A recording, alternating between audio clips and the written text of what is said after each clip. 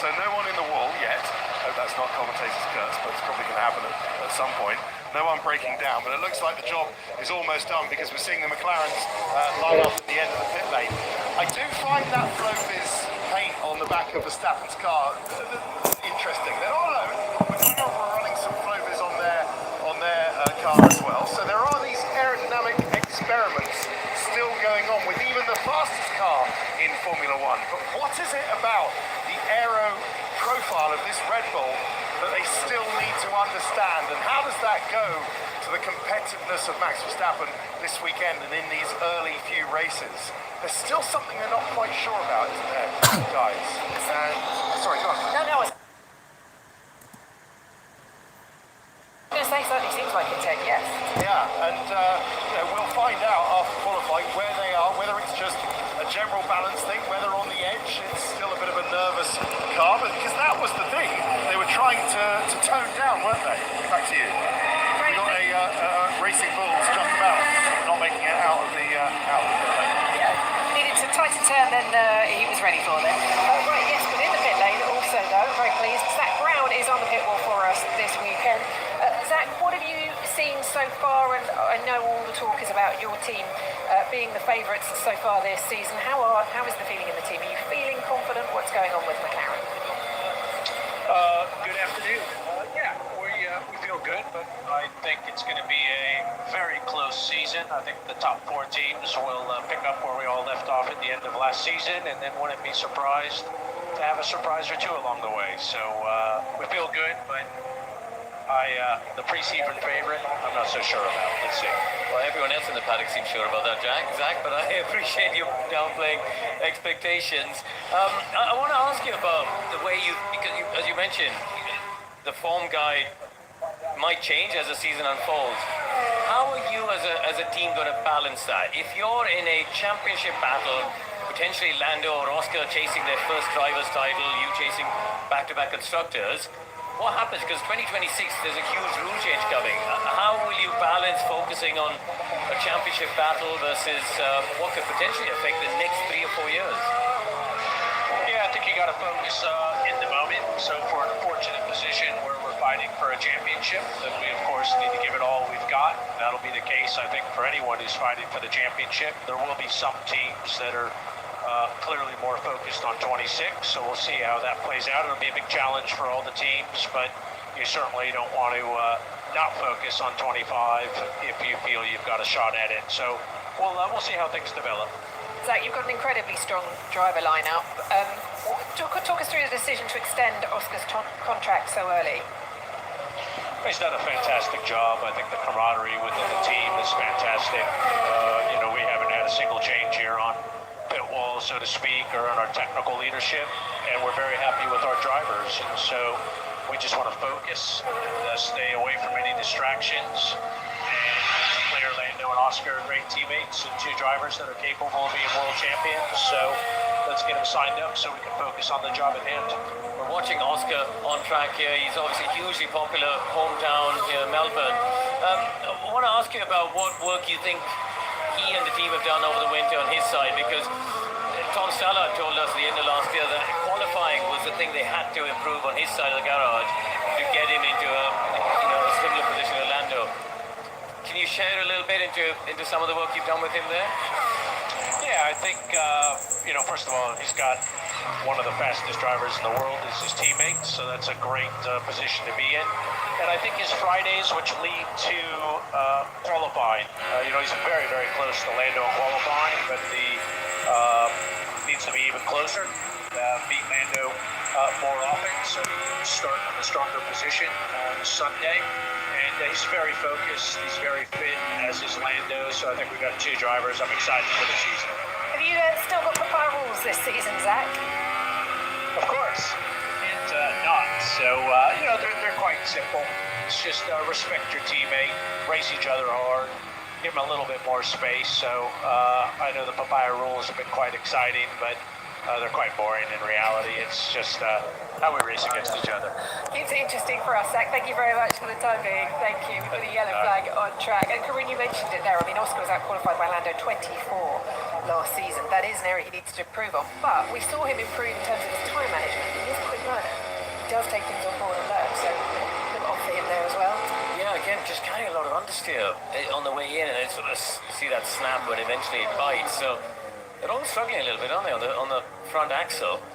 Oscar on the just kissed the gravel there, but no major loss. I think they've cleaned that up pretty quickly, but still on the medium tyre. Verstappen, meanwhile, has gone to the top of the times on a set of soft tyres now, a 17.6. George Russell on a lap on the soft. So we're seeing that some of the teams going quite early, Rach, and on what is still quite a green flag. Well, it's Kimi Antonelli. Oh, sorry. And he's on a slow lap at the moment, so on a build lap. So we want to see George Russell. He's the one. He's gone quickest in second one already. Yeah, so he's the one that we want to be seeing. He's faster than anybody, but this is Antonelli on an out lap. And running on forward, there is George Russell. Here we go. On track. Yeah. So he's coming past Lake there on the right-hand side. He'll be firmly focused on turn 9. Let's look at the understeer here.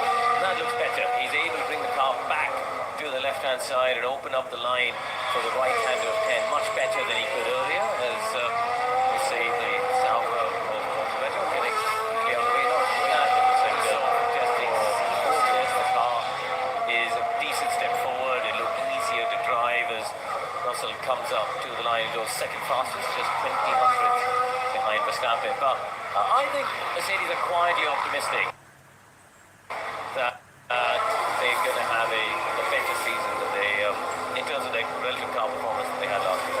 They were talking to George yesterday, which you'll be able to see later on today in the F1 show.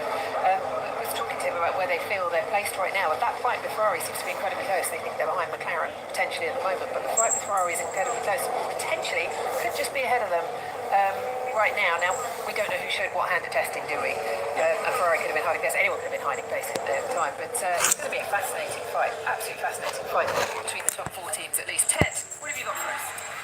I have a report of a couple of cars that picked up a bit of damage around this Albert Park circuit, Rachel, and that is Jack Dillon, who's damaged the left-hand rear part of his floor. Don't know whether that was on the gravel or that curve around the gravel replay we saw earlier. That's something that they're working on down here at Alpine. And Liam Lawson. So, the Kiwi and the Australian coming to grief slightly around here. So Liam Lawson's had his car up on stands. Looked like something had been damaged around the plank, around the floor. Very hot outside the car. Okay, George Russell there. And so the Red Bull's just been up on stands while they've been just mending that bit of his floor that had damage. But they'll be both out. Thank you, Ted. George thinks it's hot today. It's 10 degrees hotter tomorrow. Yeah, exactly.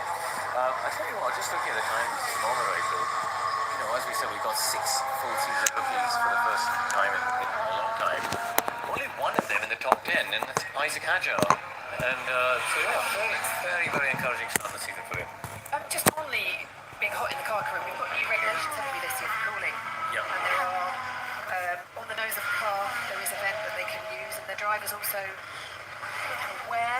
Yes, it's like a cool vest, basically. There's a whole bunch of pipes that run around, cools them down. But a lot of drivers were saying, who was Esteban Ocon? Who told me, well, it's not yet particularly comfortable for the drivers, so they have made it optional for them whether they wear it or not. But if you use the system, you have to carry, I think it's an extra, there's a weight, there's sort of 5 kilos that goes on top. It's not particularly comfortable at the moment yet, so there's still a bit of experimentation going on as to where they put the system. Because the cars, there's a lot of tight packaging around there, there's a lot of wiring, there's a lot of stuff that goes around the seat. So there's not much wiggle room for the drivers to then put other bits and pieces in. So Pierre Gasly, big snap of oversteer coming out of 11. If you've ever seen an underfloor heating system before they put the floor on top, it kind of looks a bit like that with a vest.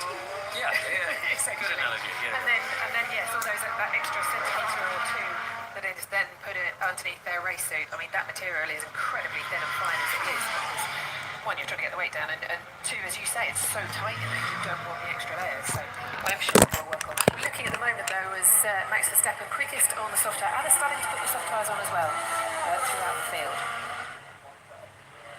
As well. They're heading into autumn here, would you believe it?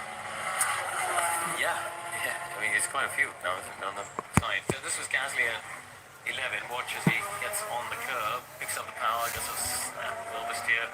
And the last season, of course, that he will be putting the power down with a Renault power unit. That team switching to Mercedes power next year, despite still being called LP. It'll be slightly confusing. But yeah, so starting their last season as a full world Renault team. Max Verstappen, so he's on a cool lap at the moment, Rachel. He's gone for a double cool, I think. He's done a 2 minute 6 last time round. So what would happen is the teams will all have temperature sensors on the tyres, both looking at the inside of the tyre, what's known as the bulk temperature, as well as the top surface. And they'd monitor that and then give the drivers feedback on whether they think they need to do more than one cool lap to bring the tyres back down. Esteban Ocon and Fernando Alonso trying to get a gap. Oh, it was very smooth earlier on the radio. It was very impressive how smooth it was. You mentioned Max, he's got 5 poles here around Albert Park. What this season for him, where do you think his head's at? Because there's so much, talked about so much last year. He exists to win. For Max Verstappen, anything less than a win is not good enough. He's chasing a 5th consecutive world championship. He's here to win, and that's where he ramps the pressure up on the team. As Ocon would see, he's bottom of the times for starting a push lap on the soft tyres. But yeah, no, just to answer, I think Verstappen, he's underpaid expectations coming into the season. About the Red Bull form guide sort of says he doesn't think they're going to be in the fight for the win, but if it rains, I was going to say, if it rains on can't Sunday, cut him out. don't rule him out. 17th to 1st in Brazil, wasn't it? This is interesting for me because Haas ran so heavy at testing. We didn't see them running with very little fuel in the car to see what they actually had. So this lap for them, they're finding their way, these drivers. They haven't run the car on low fuel yet. Yeah, and therefore it'll be about trying to understand the balance shift. I think they're very aware, and Ayo Komatsu from the top leads that line of thinking. They're very aware the points are paid in the races. So yes, you have to qualify well, but let's first get the race balance right. Let's make sure we have a car that's good on tyres, good on degradation. There's only 3 days of testing, and then sort out the pace. Let's see what kind of lap he puts in then. The 1:17.696, the quickest from Max, and he's almost 1.5 seconds down on that for now. At the moment, though, we've had nearly 40 minutes, 23 minutes remaining of this session. Max Verstappen in the Red Bull quickest ahead of Mercedes, Ferrari, Williams, Aston Martin, and the Racing Bull.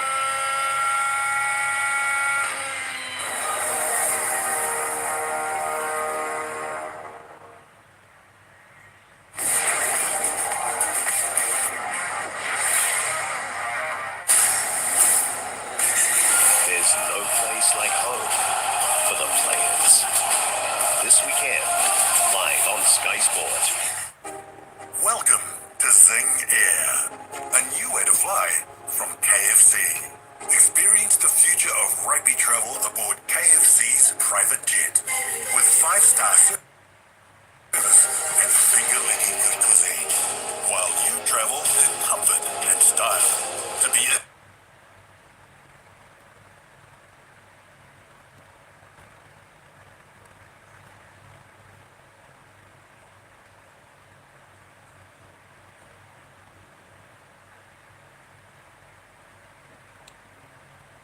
to win flights for 2 to the game. Simply order on the KFC app. Sing Air, taking your rugby experience to the next level. Henry, my show's about to start. Henry, We've said tongues and tails are wagging at Toodles, Dan. That's because it's barking mad March, which means big savings on selected chefs made the way you want them at prices you love.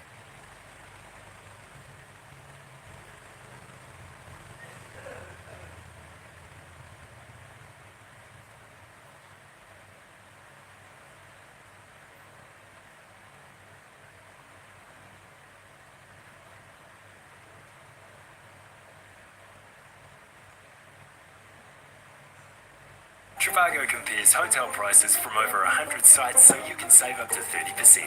Trivago's my secret tactic. Hotel? Trivago.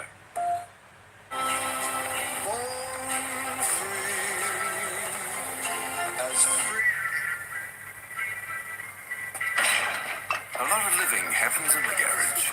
So live a little freer with AA Insurance home and contents cover. Everyone has a Macca's order. Pineapple people. Here's your new one. The Hawaiian range. Only at Macca's. Wakey, wakey. Something I said? Why do they always run away?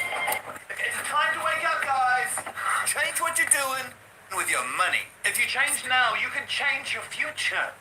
It's like the butterfly effect, but for your money. I call it the squirrel effect. You see what I'm saying? You get it. Me, I'm out. Doesn't stop. Keep on moving. Mitsubishi ASX LS, Apple CarPlay and Android Auto, 18-inch alloys, reversing camera, plus a 10-year powertrain warranty. Just $27,990 plus on-roads. No wonder so many Kiwi families drive a Mitsubishi. Which one of our Kiwis is the next star to stake claim on this championship? This is going to be unbelievable. Every lap live on Sky Sport.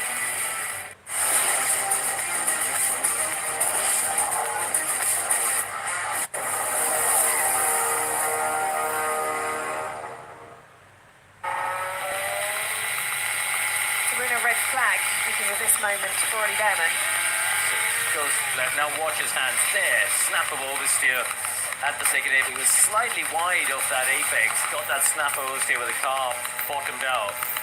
Put him out wide on the gravel, and then when it came off the gravel onto the grass, that's when it spun out. Watch here. Slightly wide, bottoms out, and there. Back it on. When he comes off the gravel trap, that's where the car starts to sort of go into the yaw a little bit and spins around. Here we go. You can see it from the forward angle in slow-mo and watch there as he comes off his hands. Now he's got opposite lock and then the pendulum effect with these big cars with a massive floor. You get the snap one way or the other. Hey, okay, Ollie? I'm sorry. It's okay, Ollie. The car is safe as long as you're okay.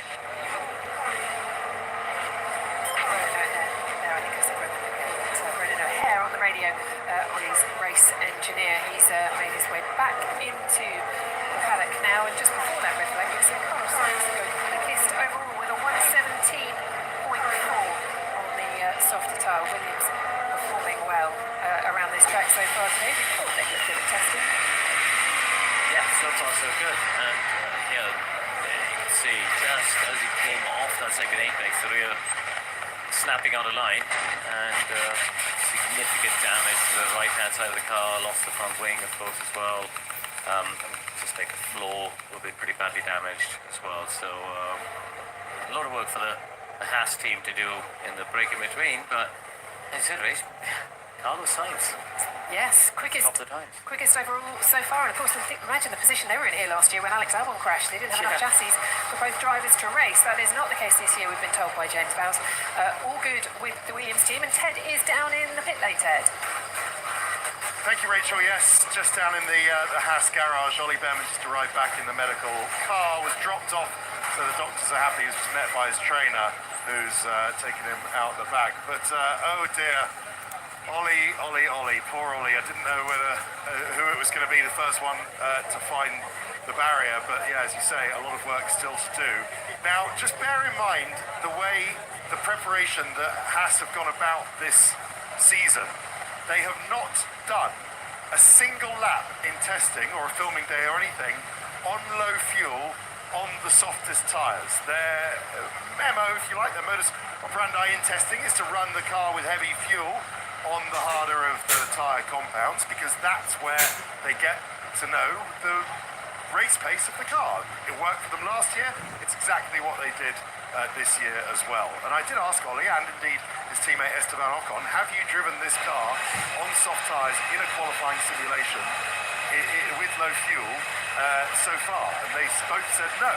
Now, I don't know what the fuel level was. I imagine it wasn't a qualifying level, but it was probably significantly lighter.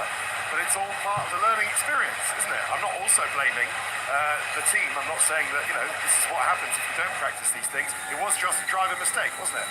But yeah, it just all goes to the picture of the season so far. And I guess you'd say on the positive... 1 second, Ted. job soon, Chris. Copy that, Max. Max finding. Sorry, what was the first thing he said? He said that was dangerous. He found Carlos Sainz in his way at the apex of turn 6, so not particularly. And Carlos knew it and he's apologized, stuck his hand up, so no big loss there. Okay, yeah. So the Haas mechanics just looking at the images, thinking about what they'll have to do, and yeah, I guess the only positive you can say is better that it happens now than in a qualifying critical or a race critical session. For young Ollie there. Great, thank you very much, Ted, for the moment. I'm fascinated by the Williams driver battle this year. I really am. It's a great lineup, though, isn't it? Yeah, it's a great lineup, but also I think there's big pressure on both of them. You know, this is a chance for Alex Albon to prove himself against a recent Grand Prix winner coming from a top team. I think it's a chance for Carlos Sainz to show that he is the consummate professional that we all know he is and can stay motivated and deliver big results. Yeah, I'm really interested to see how that teammate battle shakes out this year. Carlos, Alex, has said he welcomes the equal hierarchy between them. They don't have a number one. They're both going to be treated the same way. But if you're Williams and you're a team that fighting for 6th or 5th, even in the championship, maybe even higher, do you prioritise a driver at any point? Are they taking... No. I think you only prioritise a driver if you're chasing the Drivers' World Championship. Right. So they will treat them both the same. I think they've publicly said they're going to treat them the same, which is great. And well, I think what inevitably happens is the team gravitates towards the faster driver. It's a meritocracy in some ways, as we see another replay. And the team will gravitate towards who they perceive to be the faster driver. And that driver, it's the unspoken things. That if there's, you get to the end and they've only managed to produce one new front wing in time, the faster driver will get it. The one higher in the World Championship will get it. If they think a car needs to be developed in a certain direction and one driver prefers it, and that's the faster driver, it will go in that direction.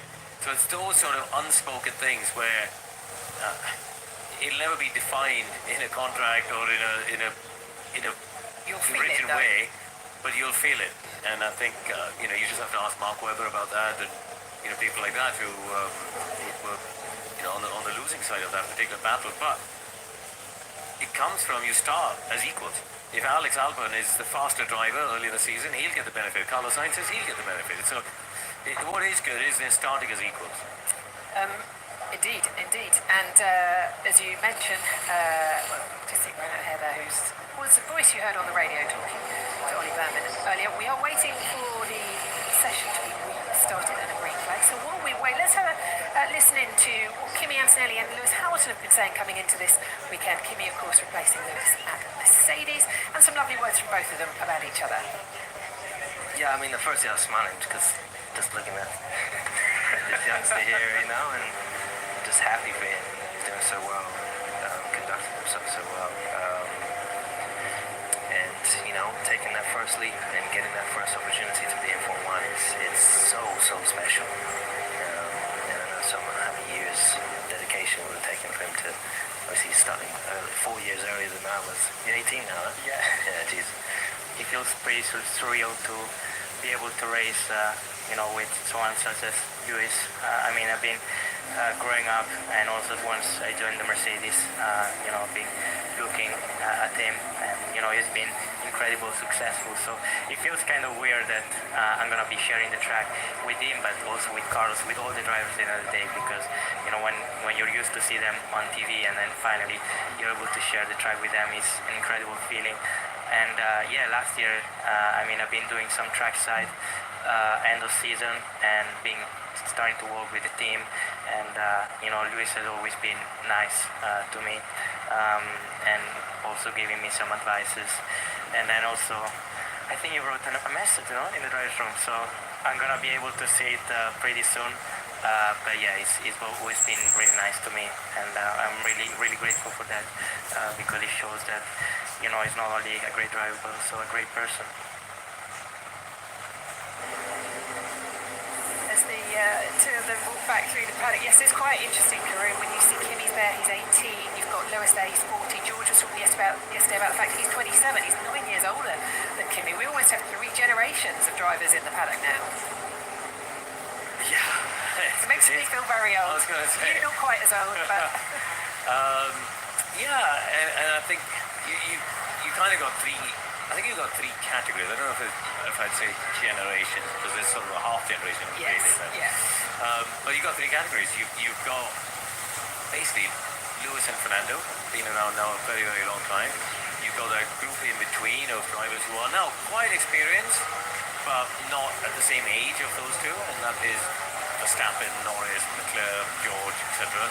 And then you've got this wave of rookies who come in. So, yeah, it's sort of three categories of drivers in there. Keeping everyone on their toes as well. We are back running here. We have 10 minutes left of this first practice session of 2025. And it is a Williams topping the times so far. Great for them to see that with the Ferrari of Charles Leclerc second quickest. This is Norris on his outlap, I think, up against the Alpine. He's probably like Stewart, who's quite keen not to let him pass. So they're all fighting for position. They're all trying to get the best track position, and Stewart is in the best position because there's nobody. He's got a nice big gap ahead to George Russell, so he's in a good position there to get a nice clean run. Norris obviously fancied that same space, but Stewart wasn't having it. Anyway, he's going to get tripped up here because the racing balls is driven around Lando, and that will annoy him. Yuki Tsunoda, and now they're both using DRS as a drag race to the first corner, and that's made a mess of both of their laps. Yeah. So Didn't help either of them in the end, did it? yeah, and Tsunoda's not giving this up. They're both using DRS down to turn 3 No, as it's well. just practice.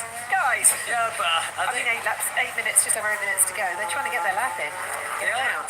they are trying to get a lap in, and Tsunoda's just sort of messed Lando up there for no, I don't know why, because he could have, he's messed his own lap up as well. So Lando's backed off. Oscar's gone ahead of him actually on track as well, so Oscar now. yeah, Oscar now right they behind just- Tsunoda. because there's a big gap now behind to Bortoleto. So yeah, Tsunoda just being a little bit of a thorn in Lando's side there. So just looking at the tyres at the moment, we've got Leclerc on a set of softs at this stage.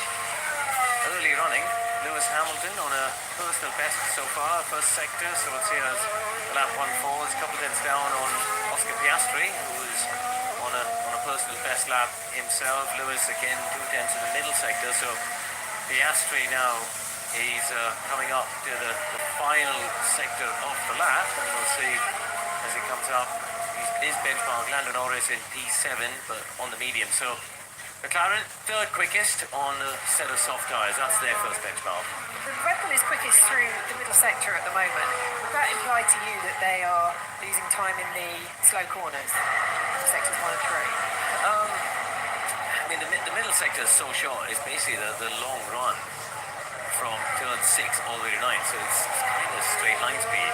We need to see, I don't know if I have to look at the speed trap, but Verstappen is fastest in that sector speed trap. Some of that could be downforce levels. They're obviously using DRS as well, so it could be just the efficiency of the car or engine mode. So the middle sector is only 17 seconds, and really it's not. It's turn 6 and a long straight. They got Norris on his soft tyre run here, Rachel. So sector 1, personal best for him, but 2 tenths down on what we saw from Oscar. Middle sector, he has matched Piastri in the middle sector of the lap, but obviously carrying the loss from the first sector into the final part of the lap here. Goes past Lance Stroll now. Holding the gear, very high revs going into Struggling to turn the car. Lewis struggling with understeer seems to rotate the car. Norris will get a distant tow from Charles Leclerc, drag him up to the line, and he just sneaks ahead of Piastri now, faster than anyone in the final sector for Lando. So P3 and P4 for the two McLarens. Carlos still with the quickest lap though overall. Yeah, Just from Charles Leclerc. interesting. Hamilton's first run on a set of softs here, and 6 tenths down on Charles Leclerc. Again, you have to, bear in mind it's his first proper go on a set of these tires on this track, and Leclerc's got the benefit of having driven a fairly similar car last year and finished on the podium last year. So yeah, it's a chance for Lewis to just dial himself in. Aston Martin's going to be an interesting one this season, isn't it? They seem to feel by the sounds of it that they've got a good base of a car, but actually getting the performance out of it, that's what they're going to be waiting for this season. Yeah, there's a big picture there, isn't there? I think they focus on next year. They've got the Honda power unit coming for next year. They got a huge technical restructure happening. Enrico Cardiel was meant to start, and then Ferrari seemed to have successfully found a way to stop that from happening, so he's now delayed his start as Chief Technical Officer. So yeah, I kind of feel like they're in a year of limbo, they're in a year of rebuilding and getting the structure in place. This is the first year for Andy Cowell, of course, to be in charge of the start of the season. They have started using their new wind tunnel, their brand new wind tunnel at their base at Silverstone. We'll hear from Andy Cowell after the second previous side at Nemi. And I mean, Adrian Newey has started. He's got his office. He's been in the job since the 3rd of March. He's also got somewhere to sleep at the factory as well, because they built it for him, because he wanted to be able to sleep at the factory when he needed to. Really? Yes, 100%. I bumped into some guys the other night from the team, and they were telling me it is true. We talked about it at testing, and they said it is true. We have somewhere for him to sleep at the factory. The amount of work he's going to be putting in, his wife did post online and said, "I'll see you in 5 years, Adrian." Very funny. So, Fernando Alonso, hungry as ever it seems. Saw him in the paddock yesterday, still looking lean. He's, bearing in mind he started here in 2001. It's and so many of the drivers in the grid weren't even born then, and it's A amazing. long way off being born for some of them. And it's amazing to see just how hungry and feisty he still is behind the wheel of the car. He was the last driver to win for Ferrari on debut, 2010. On this day in 2010, he won on debut for Ferrari around the Bahrain circuit, I should say, not here. That was the first race that year. But the last Ferrari driver to win a race on debut for the team. Felipe Massa and Lewis Hamilton alongside him on the podium on that day. The racer and Stoffel Van Dorn in the Aston Martin garage, watching on for performances on track as the Williams goes through.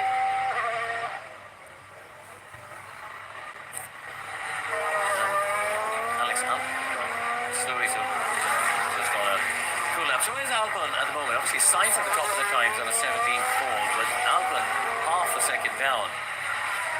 It's these early benchmarks, they do matter, and we'll see how FP2 plays out, but when you've got a new teammate and you start to immediately start looking at the data, start comparing, the psychological games do start from the first session, from the first round, the first session.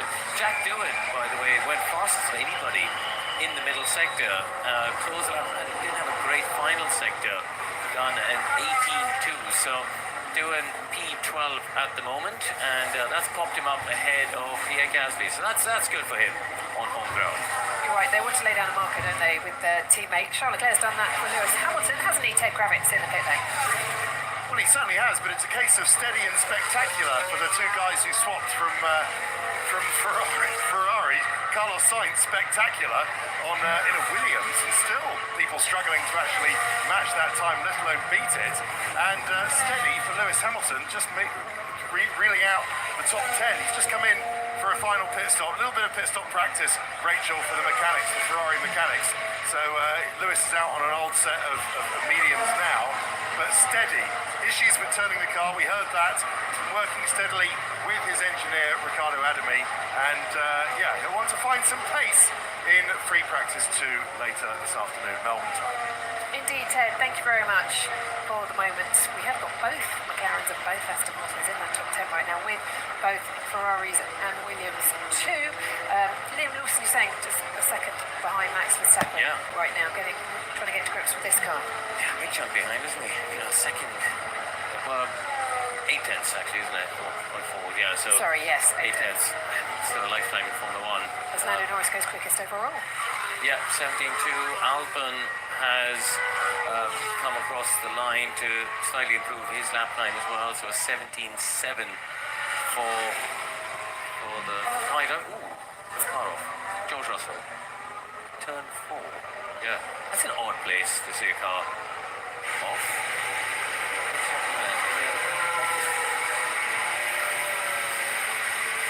Yeah. Left-hander after a short straight. Right, so we'll have a look and see. I'm sure we'll get a replay in a moment. But so Alex Albon's time there puts about 3/10 down on Sainz's benchmark, but on slightly more used tyres. So that's a bit more than you expect to see. Russell looks like the front end's okay. I think he's got away with that, and we'll have a look. Here's the replay.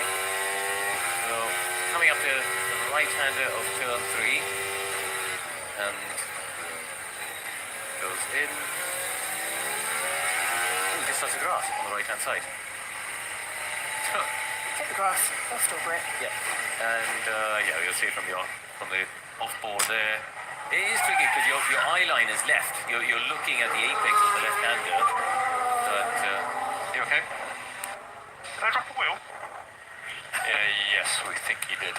It's quite funny. It's interesting you have to ask that as a driver in the car though at that moment. Well, it's just caught him off guard, isn't it? It's just surprised him that it's happened there. But yeah, no major harm done.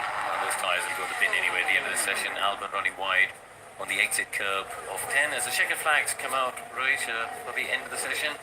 Look at the floor, look at the bits coming off there on the outside, and the engineers will hate looking at that because they just know, you know, this is something that the drivers will have to be aware of for the Grand Prix. If you lose those bits of bodywork early on, Toto Wolff in Mercedes Garage Factory. Bottas alongside him, of course, the reserve driver in Mercedes this season too. Spoke to him yesterday as well, in good spirits. Managing to keep his mullet